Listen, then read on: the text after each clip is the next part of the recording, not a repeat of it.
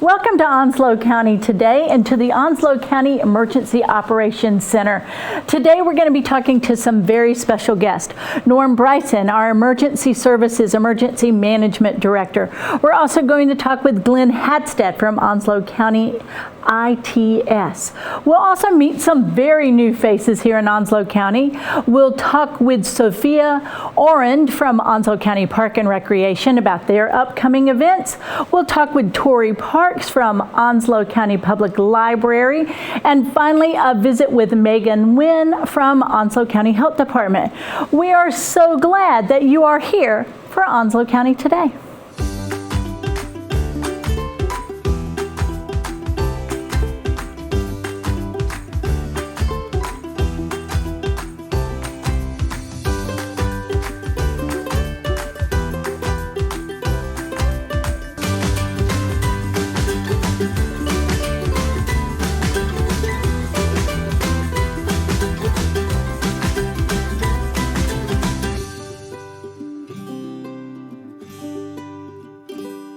Welcome back to Onslow County Today, and joining us now is one of our favorite friends, Norman Bryson with the Onslow County Emergency Management. Norman, thank you for being here today. Well, thank you, Lisa, for having me. You know, always people sort of expect you and I to have this biannual conversation. It seems you and I get to visit most when it's either 100 degrees or 30 degrees. And we want to talk about weather and all that comes with it. Well, you know the saying here in North Carolina, if you don't like the weather, give it about 5 minutes, it'll probably change. It'll probably change, and sometimes in the extreme, right? Yes. It's never gradual. It's never gradual. With the greatest of heats always comes the the summertime storms, and then as it gets colder and colder, then we could possibly see those wintertime storms as well. And we have lots of events that go around with that. And, you know, it's a lot of hazards to the public that comes with those storms as well. And, you know, here at our office, you know, while we are the Department of Emergency Services, we have emergency management, we also 911, EMS, fire rescue, and no matter what the weather of it is, we're out there providing those services. And of course, we want those people who are here in the county and visiting the county to have the safest possible experiences they can while they are here. Well, we want to talk about those things and how people can be best informed, because that's such a key part, whether you are a resident or you are just here enjoying our beautiful beaches, for example. We want to make sure you're getting the best possible information. And also, you know, you and I talk about this all the time, the importance of just being prepared, whether you are at home or traveling, having your vehicle ready, all of those things. So let's begin with the fact, here we are, it's August.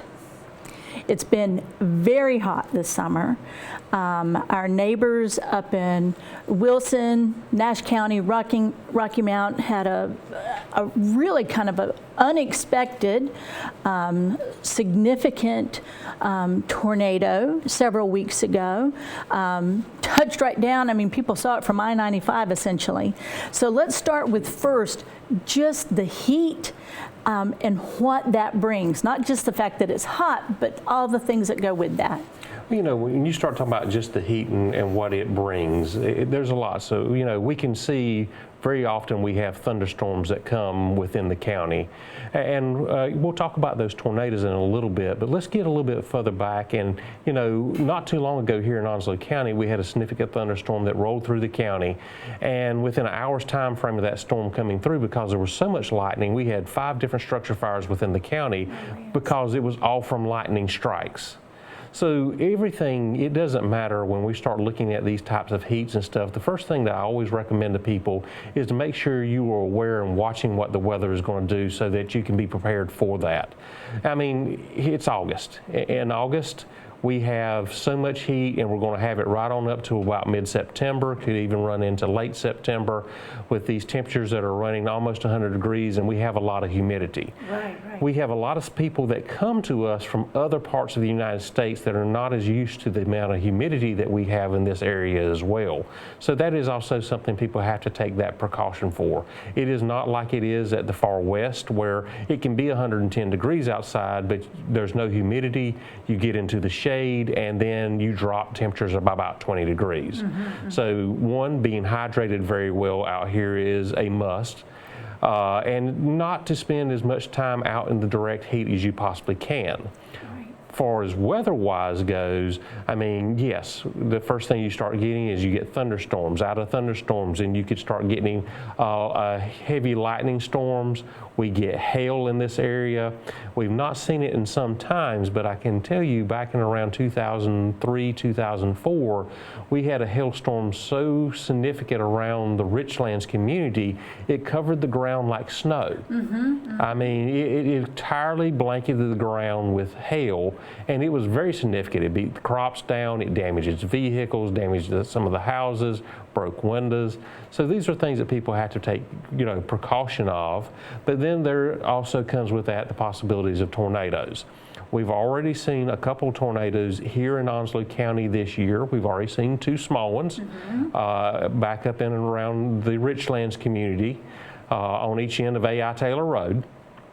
So, those things type happen here, and then the one that you're talking about in Rocky Mount was a much more significant tornado. We're talking about something that was in the F2, F3 categories, while the ones that had struck here were in around the F0 categories. So a very distinct difference in the amount of destruction and level and how long those type of tornadoes stayed on the ground. Now, for being prepared for that, it goes back to being able to receive information on warnings. And, that's one of the things, we're very fortunate here in the county. People may be watching their local channel, or so often these events happen late at night, middle of the night, and so television's off, radios are off. And we need to know what's going on so that we can take appropriate steps for sheltering in place.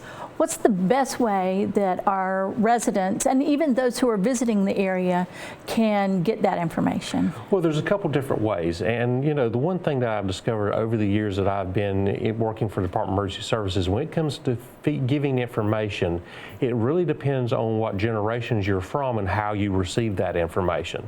So when you're talking about something that you want to make sure gets to the public on a regular basis and, is very dependable itself, one of the first one of those is the NOAA weather radios. That is something that still can be purchased today. You can program it for your area, put it into your house, list in it what type of events you want it to go off for, and then that would be able to give you alerts and stuff. The other thing is some of the newer technologies across your phones. I mean, there's multiple ways now. Even through the FCC, they have the ability to break in through your phones and be able to by geography, post watches and warnings out to the communities. The other thing is here with Onslow County, we have a product which is called Powered by Code Red, which is Alert Onslow, that people can actually sign up for and register, and they can get watches, warnings across their telephones, coming directly to their computers. It can go directly to a house phone. There's multiple different ways that it can receive information, but it is one you have to sign up for, that you can go onto the Onslow County website and sign up for. And if you're not able to go to the county website and sign up for it, you can actually call my office here at 910-347-4270, and we will be happy to register you in with the Alert Onslow. One of the things, and we've heard this, out in the Midwest and out where they have far more tornadoes, they have a different kind of alert system. People might be used to hearing sirens. Here, because ours are sporadic and not that same kind of event, this Alert Onslow is a direct to you message. That's correct. And I've had conversations with people who have moved in the area of why we don't use the sirens and stuff. Well, again, there's a couple of different reasons. One, they're expensive to keep up with. There's a maintenance that goes along with to make sure that they're taken care of. And then the siren really doesn't tell you anything else other than something is out there, something is coming. And in eastern North Carolina, for years, we've had sirens that were on the fire departments. Yes. So is that siren tone meaning the fire department's going to a call? Does that siren meaning that there is a tornado coming in? And depending where you may come from the country, some sirens are also use for nuclear warnings. So there is an educational piece that has to go to the community if you're going to also use sirens, to what that siren means, what those tones mean. And since we have such a transient population here, that is a very, very difficult task. Right. We would rather depend on some of the technologies we have today to be able to provide direct information. I mean, the NOAA weather radio may be going off, but the information it's also going to tell you is that storm may be moving through the Richlands area, and while you may be in Sneads Ferry, it gives you a greater sense of knowing where that storm is going versus alerting the entire county that we may have some kind of event going on. As we've got behind you these monitors that are really kind of looking at the Atlantic. And with all this technology that we have, nothing beats fundamental prep that we can all do at home. That's correct. And you all offer fantastic guidance. There are all kinds of great websites that you can look at in order to, and I think that it starts there. You said education, but also prepping our homes and prepping our families. And give us some fundamentals. We've got great technology, but in the midst of all that great technology, nothing beats that common sense approach. So when you start talking about preparation, you have a couple of things, and especially we're going to really drill down to hurricanes, because hurricane is something unlike a tornado. A tornado, you could have little to no warning that it's going to strike. A hurricane is something that we could see up to weeks coming towards us. But the first thing is to decide on where you live at. What are your hazards? Are you in a community where you could be affected directly by storm surge, which is the water in the ocean or in a river being pushed up in front of the storm? If that is a possibility, you have to worry significantly about the flooding. Are you in an area that normally floods with heavy rainfalls coming in? So you have to worry about inland flooding. And then about the home you live in and how much wind load that it would be able to take. And even thinking about the duration of the storm. And when you start talking about duration of the storm, because Florence is a great example of that. We were 50 some hours of tropical storm force winds and rains in our community. And it can hamper your roadways from being able to have passing through commodities and goods coming into your community. So you have to take all this into account. And what that boils down to is, one, if I'm able to, do I feel comfortable for me and my family to stay at home? Two, should we evacuate? And then if the evacuation is going, do we go further inland or do we stay here in Onslow County at one of our local shelters? So, for those people not familiar with the Florence who've not been here before, we did not open shelters ahead of Florence here in Onslow County. One, because at that time, that model, our shelters were not able to be wind rated to what was predicted to be a Category 4 storm. Now, it did not hit us as a Category 4, but it was originally predicted to make a landfall here as a Category 4, and none of our shelters would be able to sustain that. Now, we had a high pressure system that came in over the top of us, which gave us protection from the winds, but it drove the amount of rain we received up. So by making the mandatory evacuations, not opening shelters, we help people to get out of the community. Yes. And sometimes that's the best thing to do, is to get out of the way of it. When you mention the differences in personalities of these storms as well, their characteristics, yes, whether it is a wind-driven event, a storm surge event, or a rain event, you have to sort of imagine preparing for each of those things. Some of that is something like house maintenance. What we saw in Florence was so much rain and people had damage to their homes because they didn't even realize there was water intrusion until their ceilings caved in. That's correct. I mean, with that type of storm, 2 or 3, 4 shingles are off the roof and your house is being pressure washed for 54 hours, and then that water finds a way to get into the house and causes significant damage. But even if we're looking at the wind-driven events, things that you can do for prepping your home if you say you're going to stay or go. One is boarding up your windows and doors. And when we start talking about boarding up on windows and doors, there's a couple different reasons. One, if your windows do break out, then you're going, rain is being blown into the structure. But the other piece is the way houses are built. With our pitched roofs that we have, basically that house has got a load that is being pushed down upon itself. If you lose the windows and doors and the wind is able to come in through them, then the wind starts pushing up from the bottom into the house and can help the house to fold away from itself. So, you know, part of the reason we talk about boarding up your windows and doors is to helping protect the integrity of the structure that you have. While putting tape over windows helps the window to stay in contact, if it breaks out, it does nothing about protecting that window to keep it from being busted out at all. It just means it comes in as one sheet, not as many fragments. Right. And then it's debris in your yard, you know, making sure there aren't any projectiles, all of those things, making sure that everything is either tied down or put away as well. Well, people don't realize it only takes 80 miles an hour wind to pick up a 2x4 and launch it across your yard. So it doesn't take, you know, we're talking about that is hurricane force winds. We're talking about tornado type winds. So, you know, if you have loose items that are even less in weight, umbrellas, yard furniture, anything, other items that may be along that level, they're all projectiles, even your trash cans. Even your trash cans. Are things that you have to make sure that are tied down, make sure they're secured, brought inside so that they don't make additional projectiles for damaging your home or other people's homes. Well, the last thing we want to talk about is when we're making our plan, that everybody is included in the conversation. I live here, but maybe my, you know, family member lives in Texas.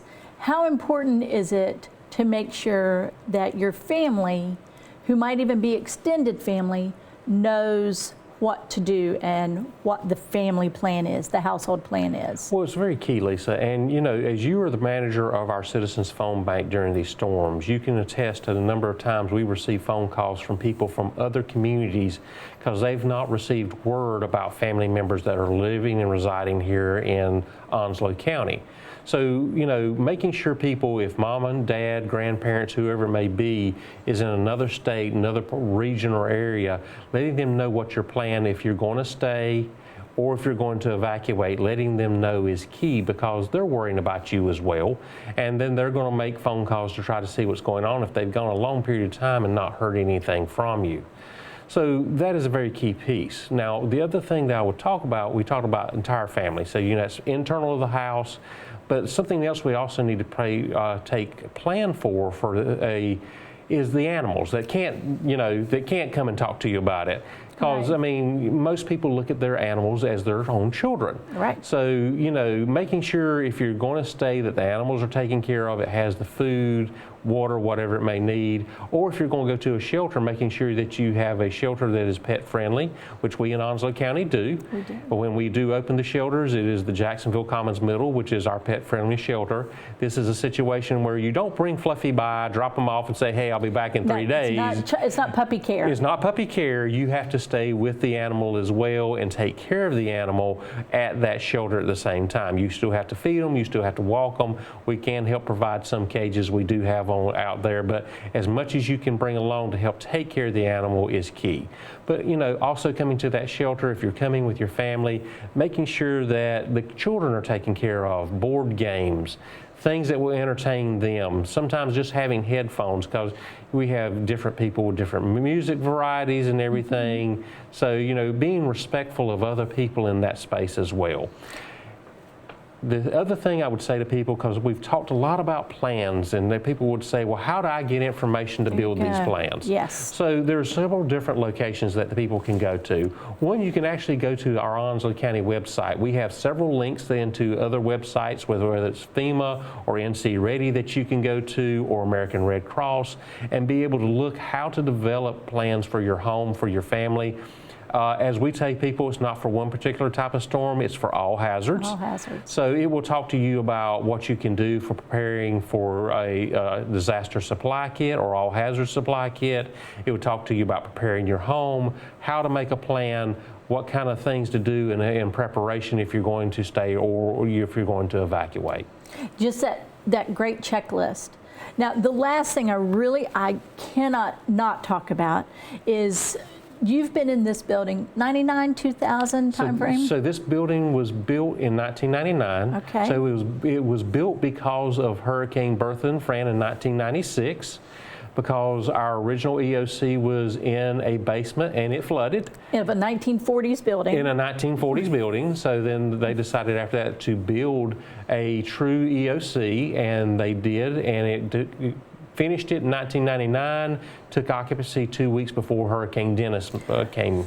So, So we're looking at this space, and of course 5 years ago we know that this space was really tested to its limits.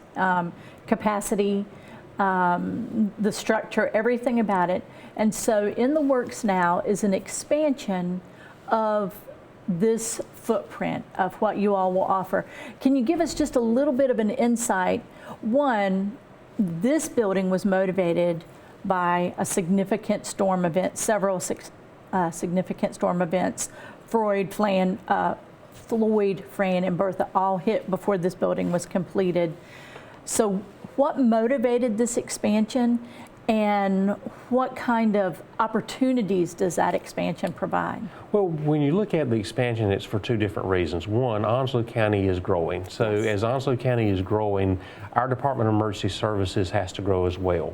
So when this building was originally built in 1999, the original plans and specs were drawn that the Department of Emergency Services was only going to be emergency management, the fire marshal's office, and 911. EMS was not in the original consideration, but before the building was built, they added on EMS as another division of the Department of Emergency Services as well. So we walked into the building, we were already out of space when it came down to office and administration. Already had outgrown it. Already had outgrown it. So that's the first problem we run into.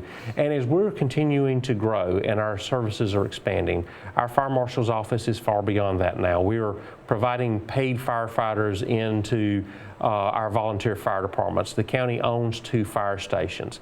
Our EMS services are expanding and growing. As we continue to expand and grow those services to the citizens, also support for those services, administrative offices, personnel to support the overall field staff has to grow as well. So that's the first piece. But the other part of it, when we got into Florence, and the room we're sitting in, every shift that we have is about 45 people. That's just in this room. And you don't see also that the 911 center is on the wall over there. We've got the Citizens Phone Bank that is here. We have other partner agencies that are coming in here, meeting with us on a regular basis. So it gets very, very cramped in these space and quarters. When this building was built, a bunk room was built on. That bunk room has 14 beds. Now, mind you, I said there's 45 people per shift in here, and we had 2 shifts in here during Florence. Right. So one in the bunks, and so people were sleeping on floor space wherever they could. The kitchen space was built as a residential kitchen. It has 1 stove in there, and we did not have the space to feed everybody we need. The bathrooms, there's 1 shower for males, 1 shower for females. So the expansion is expanding on some of the support services that we need to operate the EOC, making sure we have more bathrooms, more showers, places that people can be able to lay down and sleep and rest, and a better place for feeding for them, because it helps with the mentality of people in here. Because this, in all honesty, felt like, to me, I was in here for 10 days, it felt like we were on a submarine with, 100 and some of our best friends. It was a little close, but I think what you said is so key. We're here, the folks who are all here to serve our citizens do need to be well rested and top of their game, because their first duty, and you know it when you talk to the folks who work here, is that public service. But we have to take care of them as well. Right. And one of the other expansions we're doing is actually the EOC room, like we're sitting today. We're building a larger EOC room, because what we found is when we were operating at that level, we didn't have enough room. We had a lot of news media that spent a lot of time with us in here, and every time we did our 7 a.m. and 7 p.m. briefs, they wanted to catch all that information, which caused a lot of congestion in here as well. We also had a lot of partner agencies that we had not ever seen before had come into the EOC. United States Marine Corps had personnel that they were sending to us. The National Guard had personnel. We needed liaisons into the building, in the room with us. We had partners coming in, part of our debris haulers and contractors that we were working with too. So we found out we have to have more room, especially for those catastrophic events. And also, we're not just thinking about that building and construction for catastrophic events. It provides us more training facilities that we can actually have, more meeting rooms, because even in Onslow County, meeting rooms are getting to be premium to be able to have large groups come together and actually do large groups of training or have meetings for enough personnel. Well, this space, what you all have done, the energy in this space is one of service. And as I say, your team is always to be celebrated for all their hard work. And the information, and we know that your priority is always the safety of our citizens and our visitors. And we can't thank you enough for just joining us today and sharing all this. Norm, one more time, I'd love for you to send people to your website, your telephone number, just so that they know. We've shared a lot. We need them to ask questions. So coming to the Onslow County website, go to Department of Emergency Services. We have facts and figures are there about disaster preparedness. There's other information about the Department of Emergency Services.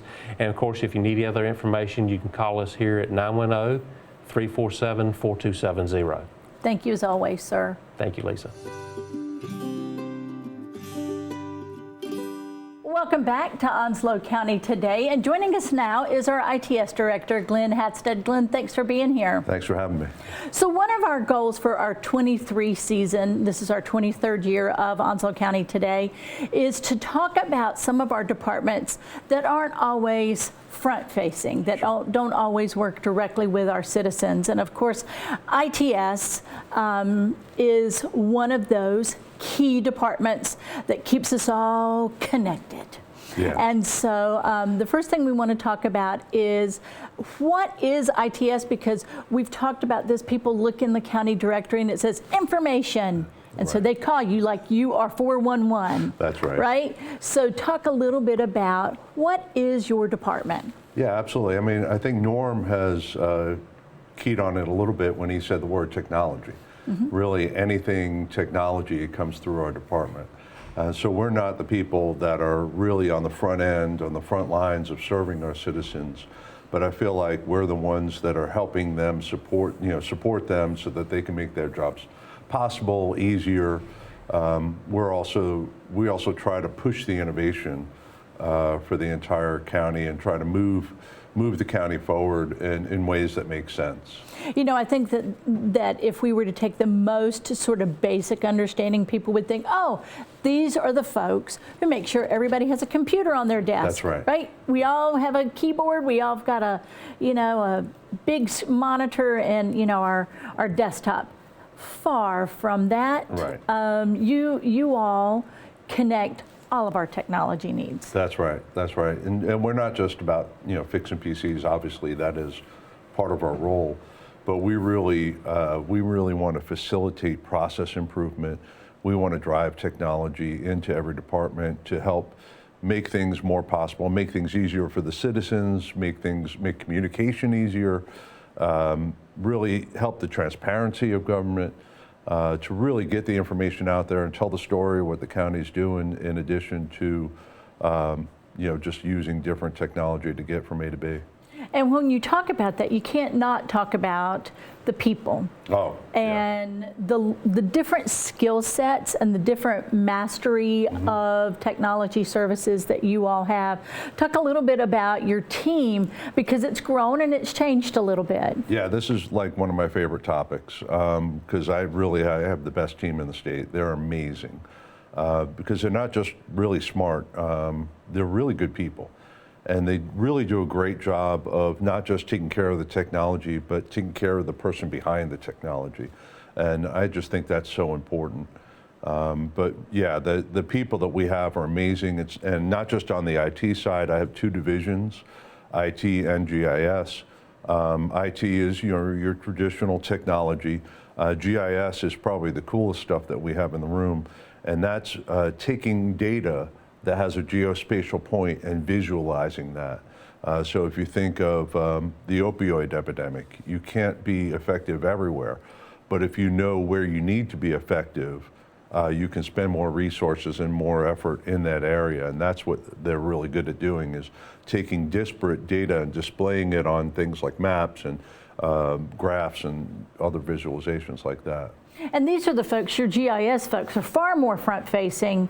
I mean, Yes. you know, they're dealing with developers and people who are building and who want to establish businesses here. Yep. All of those things, they're sort of front-facing. And then you all, as I said, are the ones over at IT, are the ones who really help us get our jobs done in the most efficient manner and cost-effective manner as well. Yeah, that's our goal, is to be a partner to all of our business units, find the most cost-effective and efficient way to get things done. Now, of course, that effort has recently been recognized. You all were selected nationally as a winner of a Digital Counties Award. Tell us about the award, what you all received, and sort of why that's important.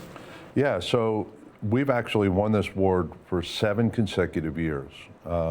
Top 10 in the nation for our population size. So we're not competing with New York and LA and the resources they can bring to bear. But we've been top 10 in the nation for the last 7 years running.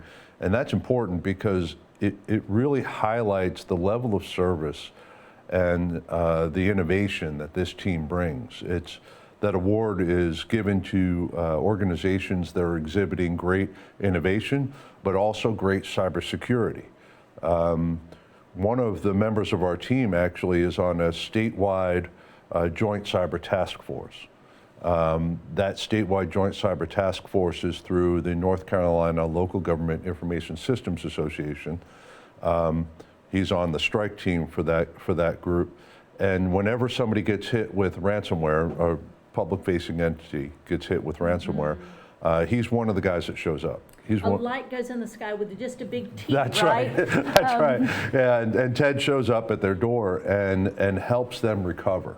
And not to make light of it, that is millions of dollars in the moment that they're helping save. Absolutely. Every breach is at least $3 million, which is a lot of money, and 3 months time That's of outage. So he shows up though, and because he's getting deployed to these events, he's getting real frontline experience that you can't get that experience anywhere. There's no training you can buy for that. You know, the thing about IT is it's the thing that we all value, we all need, like sometimes need, right? We have to have it, and then when it's not there. Yeah. But on top of that, you all, you know the panic. Yeah. You hear the panic in our voice. Yeah. I can't find it. Help me.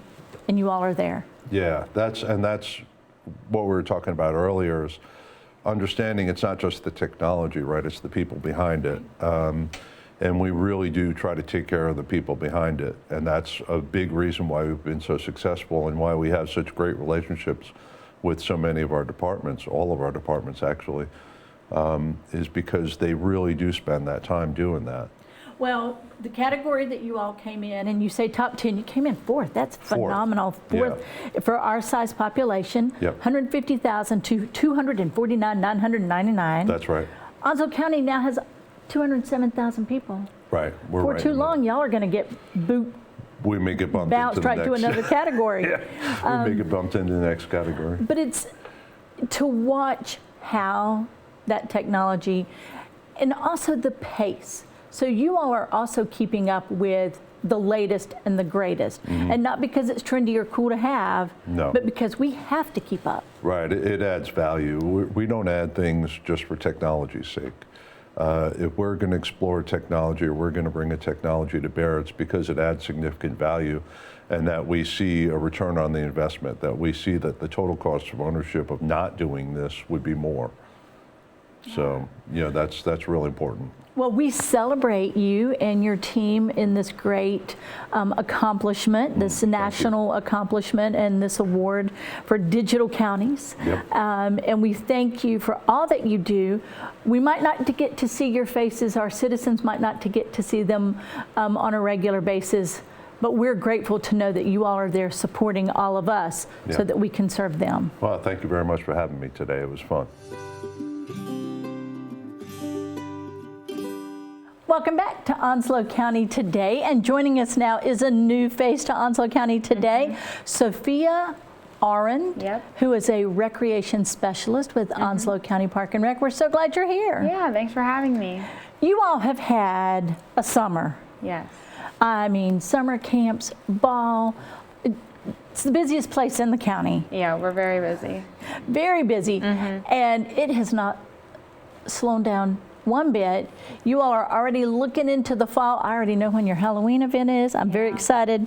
But we're going to talk about August and everything you've got going on, because you do something for everybody from 0 and beyond. Yes. And of course, our first event we were going to talk about, your Park Pals Under the Sea program. Yeah. Full. Sold out. Yeah, it's super popular. And what a great program Park Pals is. Yeah. Different theme every month, opportunity for grown-ups and kiddos to engage. Yep, that's correct. So we just have the parents bring out their kids. We have different activities planned for them, usually like a scavenger hunt. We read them a book based on the theme. We do arts and crafts, different things like that, just to get the kids out of the house for a little bit. But they seem to really enjoy it. Well, obviously. Yeah, they always fill up. So we'll just have to look and watch your social Facebook, your social media, your website, and see about future activities. Yes. So we're just going to have to turn the page on that one because sold out. Sold out. And then you've got some other great things coming up. First thing we want to talk about is school goes back end of this month, 28th of August, everybody goes back to school. Yeah. And for a lot of families, that's a lot of school supplies to gather together in just a few weeks. Yeah. So what have you all done to help those families out? Yeah, so in past years we had a back to school bash where everyone would come to the park and we would pass out donated supplies. But this year we are focusing more on putting the supplies into the schools. So we're collecting and getting school supplies from different businesses and local leaders in our community, and then we're going to directly put the school supplies in the school. That way they can kind of identify the ones who maybe need it more than others. That way we know that the school supplies are getting to who really needs them. So we're taking donations right now. They can be dropped off in our office, which is at Onslow Pines Park. And then we also have an Amazon wish list, and that link is on Facebook. So anybody can donate. It's super easy. If you use the wish list, it just goes straight to our office, and we'd really appreciate it. How terrific. What a great idea. And again, using technology. Yes, exactly. If maybe you can't get out and about to buy things, just hit click. It's super convenient. That is phenomenal. Yeah. Now you also have, in addition to gathering things up and preparing for back to school, you also have a fun event for littles about to the beach or down by the beach. Yeah, so the theme is down by the beach. It's kind of like Park Pals, but the age group is 0 to 2. So for the really young ones, it's more of a parent-led thing, but we have different sensory bins and things like that. So down by the beach would be beach themed, so maybe like sand with some shells in it, you know, that they can dig around in and things like that. And that will also be held at Onslow Pines Park. But yeah, that still has open spots, so you can register on onslow.recdesk.com. And that's August the 18th? It is, yes. All right, August the 18th, you're going to be down by the beach for the littles, but maybe not have to deal with really being at the beach that day with your little. Yeah, we won't really be at the beach, just in our imaginations. Yeah, in our imaginations. What a fun day. Yeah. And then for parents who do need to make that mad dash out, maybe to get those last school supplies, or just to take a breather before they start school, you all are doing a kids' night out at Hines Farm. Tell us about Kids' Night Out. So we have a few kids' night outs a year. The one that's coming up is on August 25th. It's going to be a paint party. So each kid will get like a canvas and they'll do a little painting. We'll watch a movie. We're going to have pizza for dinner and drinks. And it'll just give the parents a night off so they can go do whatever they like to do. Sometimes you just need a minute. Yeah.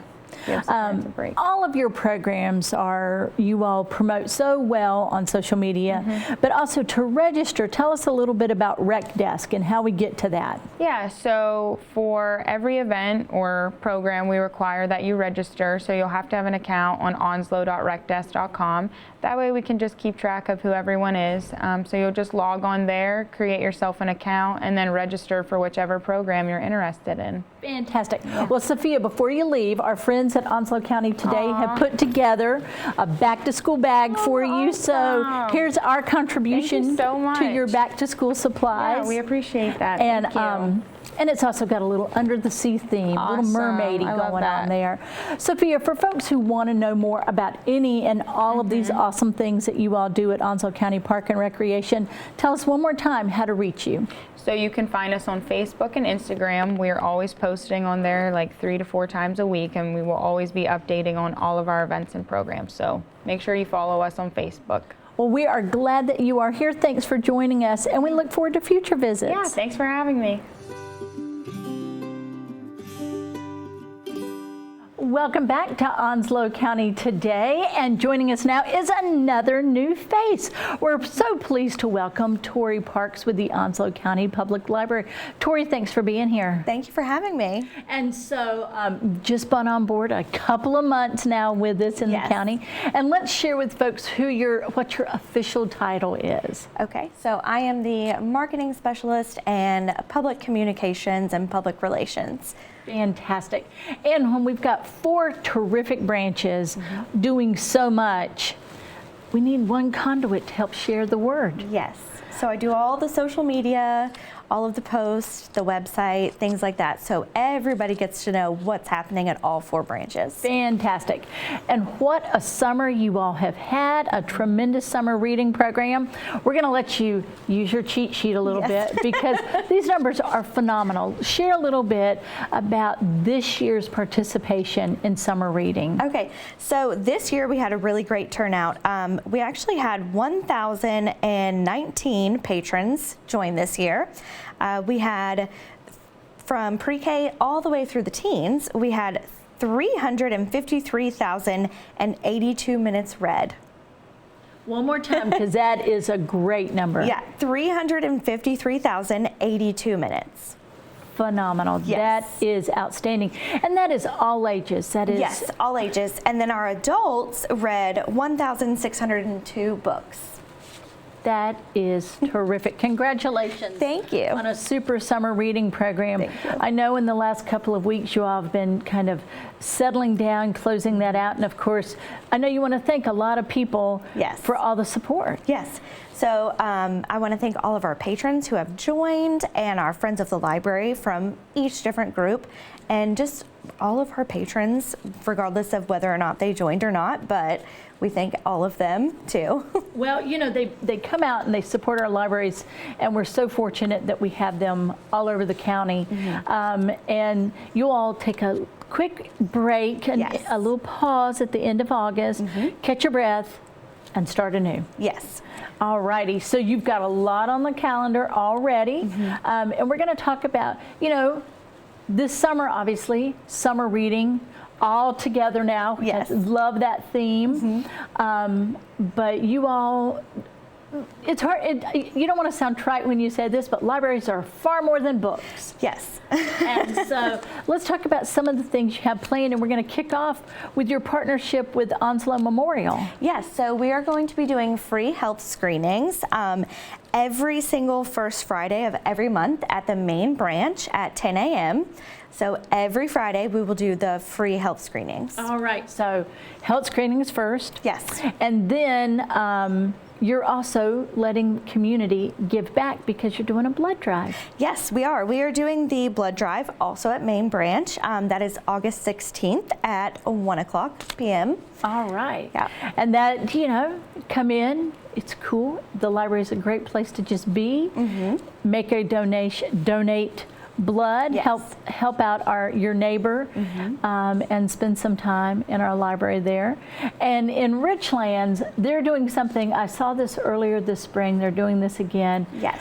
They get to meet a therapy dog. They do. So on August 5th at 10:30 in the morning, you can come and learn all about what therapy dogs do and how they interact with people and how you can actually have a therapy dog. So you can get all the information for that. Well, our friend who was there this last spring, I think everyone fell in love. Yeah. Everybody fell in love. Now, you all have some regular programs that you want to hit on, because I want to let people know that you do things. Oftentimes we think of, you know, our story times and our times for our littles, but you also do some pretty cool things for our teens as well. Yes. So we have our teen anime program that we have reoccurring. We also have a cookbook club. We have our young historians. And you spoke about story time. Main Branch will be having a break from that, like you mentioned earlier. So Main Branch story time will pause from like August 17th until about September 11th-ish. So we will have a break from that. But the cookbook club is obviously very amazing. You can come and have different recipes, and it's featured like a different cookbook every single month.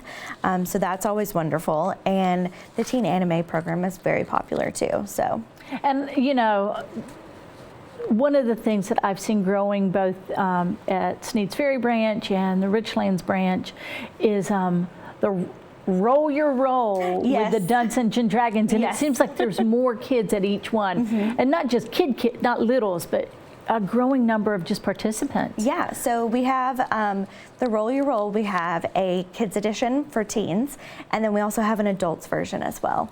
So as long as you register for that, you can participate. Well, you all have a terrific newsletter and lots of ways that you get the word out. And one of the things that you'll be doing this week, you know, early on, is we're all going to go hang out at National Night Out, which is a huge celebration and a great way to share information. So you all have a booth there. Yes, we will. So we will be there from 5 to 9 on Tuesday, which is August 1st. We are super excited about that. So we're hoping to see lots of different patrons. We have, you know, all kinds of pens, pencils, cups, things like that. So come see us. No worries. You'll see lots of people if Yes. you've never done National Night Out. And then, of course, tell us how to find out this information, how to get your newsletter, your socials, and your website. Yes. So we have our main website. We also have Facebook. We have Twitter, Instagram. We have the quarterly newsletters that come out all the time. So those are current. That can also be found on the website. We have calendars. And then our fall newsletter is going to come out very soon in the next couple of weeks. So we're excited about that. And that'll run from September to November. Fantastic. Well, Tori, we are so glad to welcome you to Onslow County and to our public library system, and we look forward to future visits. Thank you. Thank you for having me, Lisa. Welcome back to Onslow County today, and joining us now is Megan Wynn, public health nurse with Onslow County Health Department. Megan, thank you for being here. Absolutely. Thank you so much for having me. We have talked a whole lot about summertime on this show, and then we talked with our Park and Rec friends about back to school and the need for school supplies, but you all have the ultimate job in getting everybody ready. Absolutely. Because you need to make sure that everybody is healthy and ready to go. That's right. So talk to us a little bit about the role of the Onslow County Health Department in providing well checks and back to school physicals for our students. Absolutely. So that is our child health department at the health department, and we provide services ages ranging from birth to 20 years old. So not just, you know, the public schools, but we do child and adolescent physicals, we do sports physicals, as well as, the school physicals as well for public school. And what we want to remind people is this is not about treatment. That's not what we're doing. Right. Your job is to keep the well. Absolutely. Now, so when we want to take our kiddo in, get that back to school physical, there's a real important need, especially for those who are starting pre-K or kindergarten, Right. or for those who are brand new to North Carolina schools, because there's actually a state requirement for that. Talk a little bit Absolutely. about that. So that state requirement is it's called the Public School Health Assessment, and like you already noted on, it's regardless of the age, but especially entering kindergarten. But if you've moved to North Carolina, you have to have it within 30 days of enrollment. So what we do is we collaborate with the parents and with our providers at the health department in order to fill out that assessment for them. Make sure the child is healthy. Kind of go through what the child may or may not need within the school, if they have special needs, things like that, and then we kind of turn it over to the parents to get that submitted to the principal or the front office of the school within that 30 days of first coming here, or kindergarten, of course. Right.